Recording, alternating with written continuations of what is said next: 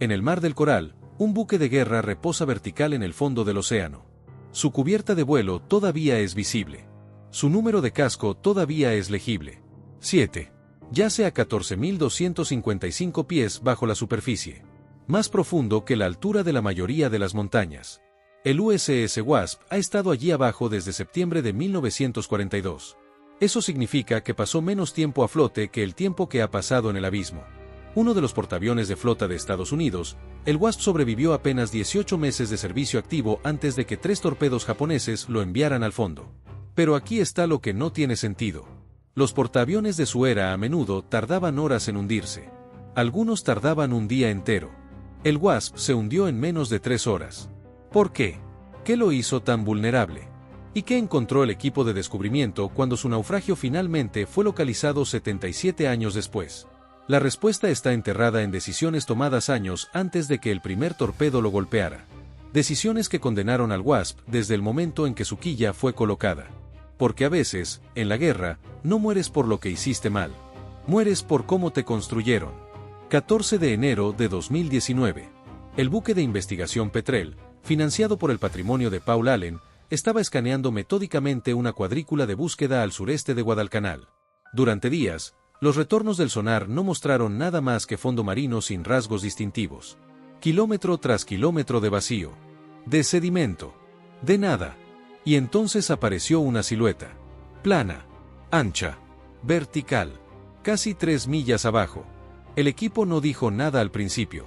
Los falsos positivos son comunes a esas profundidades. Formaciones rocosas. Buques mercantes hundidos. Restos de la guerra que no son lo que estás buscando. Pero esta silueta era diferente. Demasiado simétrica. Demasiado grande. Demasiado perfecta. Lanzaron el vehículo operado remotamente.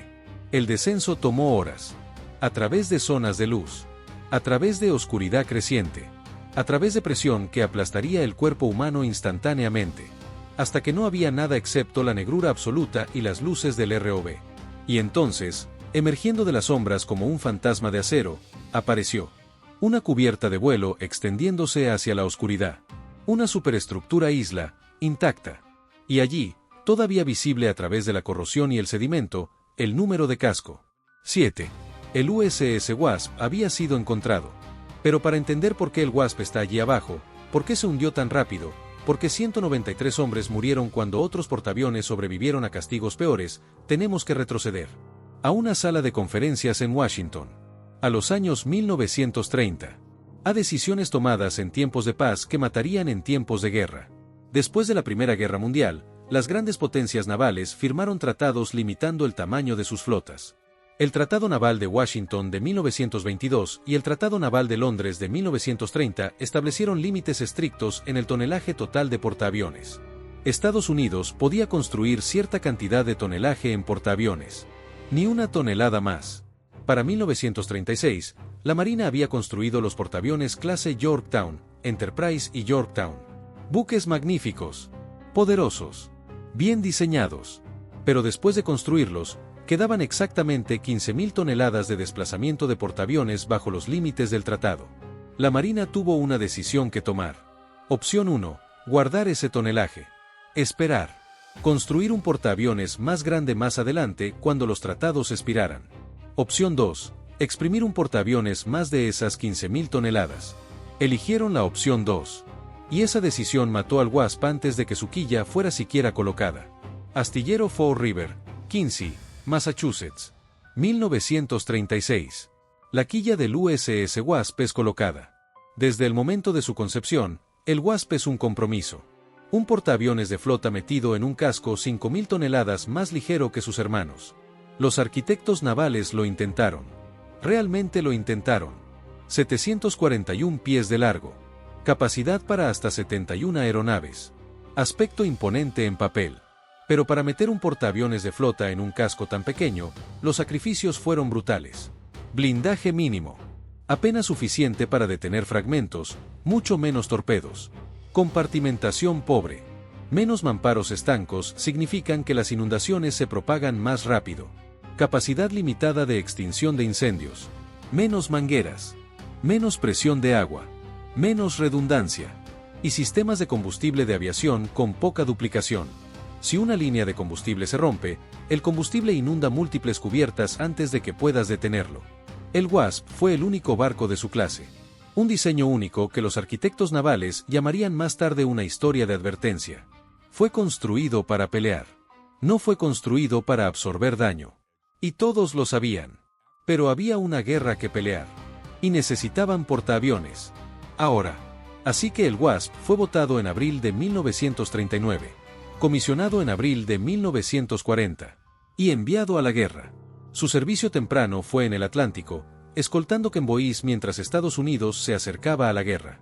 Pero en 1942, jugó un papel crítico lejos de las costas estadounidenses, entregando Spitfires de la RAF a la asediada isla de Malta. 2 veces lanzó cazas en el extremo límite de su alcance, salvando a la isla del colapso. Winston Churchill personalmente elogió su contribución.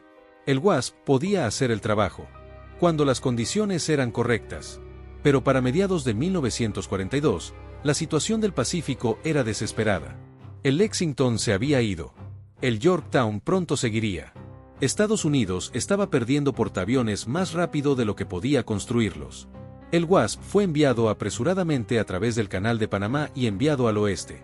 Para agosto, estaba volando patrullas de combate aéreo sobre Guadalcanal, apoyando a los marines en tierra y atacando posiciones japonesas. Durante 6 semanas agotadoras, operó casi continuamente en aguas disputadas. Exactamente el tipo de operaciones sostenidas de alto riesgo que su diseño menos podía tolerar.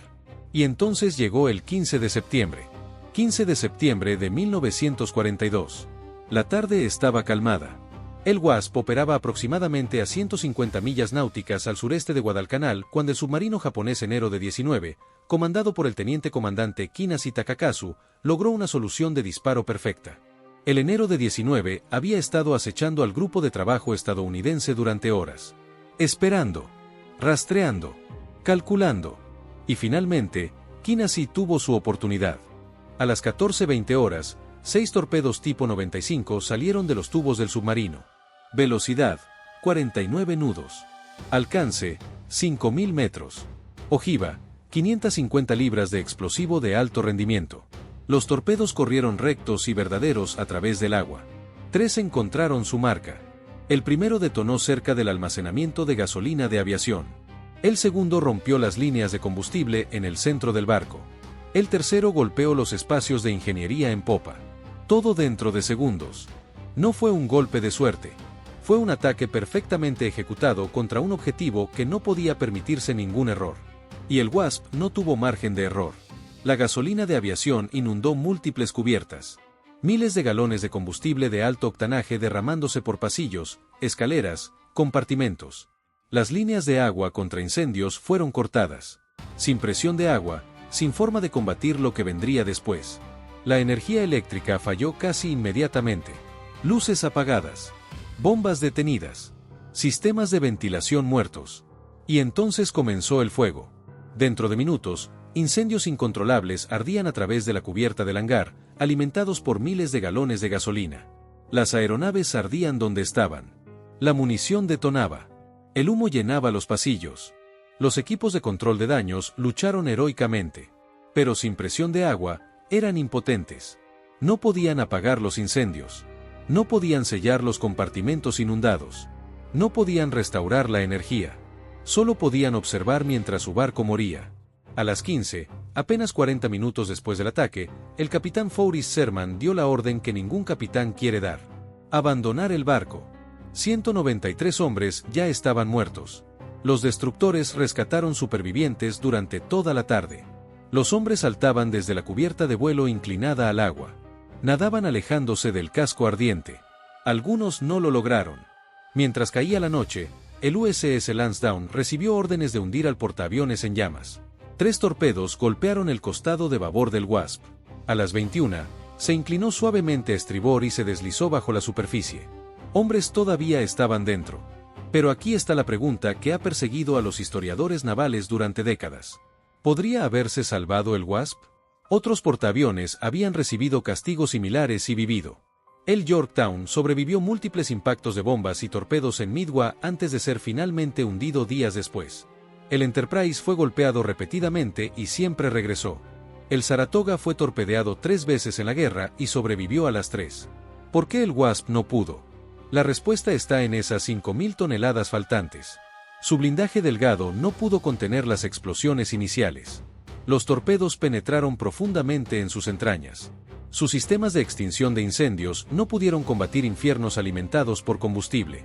Los incendios se propagaron sin control. Su falta de compartimentación permitió que el fuego y las inundaciones se propagaran sin control. Lo que debería haber sido contenido en unos pocos compartimentos inundó secciones enteras. Los límites del tratado que lo crearon también sellaron su destino. El Wasp no fue hundido por mala suerte. Fue hundido por compromiso de diseño.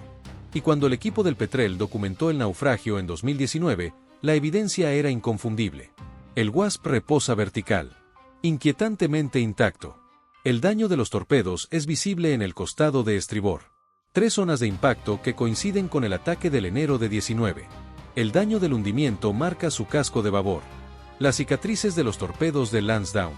Los restos de aeronaves todavía yacen en la cubierta de vuelo, congelados en el momento exacto del desastre. Las temperaturas frías, la presión inmensa y la oscuridad total lo han preservado como una cápsula del tiempo. La Marina de los Estados Unidos confirmó oficialmente la identificación poco después. El USS Wasp había sido encontrado. Hoy, el Wasp está protegido bajo la ley de embarcaciones militares hundidas. Sin salvamento. Sin perturbación. Sin artefactos removidos. No es un sitio de tesoros. Es una tumba de guerra. Para las familias de los 193 hombres que murieron a bordo, el descubrimiento trajo cierre. Para los historiadores navales, confirmó una dura verdad: los compromisos de diseño matan. Cada portaaviones construido después del Wasp refleja esa lección. La supervivencia importa tanto como la potencia de fuego. El blindaje no es opcional. La compartimentación salva vidas. Los sistemas de extinción de incendios redundantes son esenciales. Lecciones escritas en la sangre de 193 hombres. El Wasp sirvió durante 18 meses. En ese tiempo, entregó casas a Malta. Protegió Kenvois en el Atlántico. Apoyó a los marines en Guadalcanal. Hizo su trabajo. Pero cuando llegó el momento en que necesitaba absorber daño y sobrevivir, no pudo. Porque no fue construido para eso. Fue construido para encajar dentro de un límite de tratado. Y eso lo mató. A 14.255 pies bajo el Mar del Coral, el USS Wasp reposa donde cayó. Acero, silencio y sacrificio congelados en las profundidades. Su cubierta de vuelo se extiende hacia la nada. Su isla permanece como un centinela solitario. Su número de casco, 7, todavía es legible después de más de 80 años. Y en sus compartimentos sellados, 193 hombres descansan. Hombres que sirvieron en un barco que era demasiado pequeño, demasiado débil, demasiado vulnerable. Pero que lucharon de todos modos. Porque eso es lo que hacen los marineros. El Wasp no es solo historia. Es terreno sagrado. Un recordatorio de que en la guerra, las decisiones tomadas en tiempos de paz pueden matar en tiempos de guerra. Que los compromisos tienen consecuencias. Que a veces, la forma en que construyes algo determina si vive o muere. Y que los hombres que sirven en esos barcos pagan el precio por las decisiones que otros tomaron. En la oscuridad eterna del Mar del Coral, el USS Wasp permanece. Un monumento. Una advertencia. Una tumba. Y si escuchamos con atención, en el silencio de las profundidades, aún podemos oír el eco. El rugido de motores de aviones en la cubierta de vuelo. El estruendo de torpedos impactando. El rugido de incendios que no pudieron ser detenidos. Y el sonido final de un portaaviones hundiéndose. No porque sus hombres fallaron, sino porque fue construido para fallar. El USS Wasp. Portaaviones número 7. Construido con compromiso. Hundido por diseño. Recordado por sacrificio. Para siempre.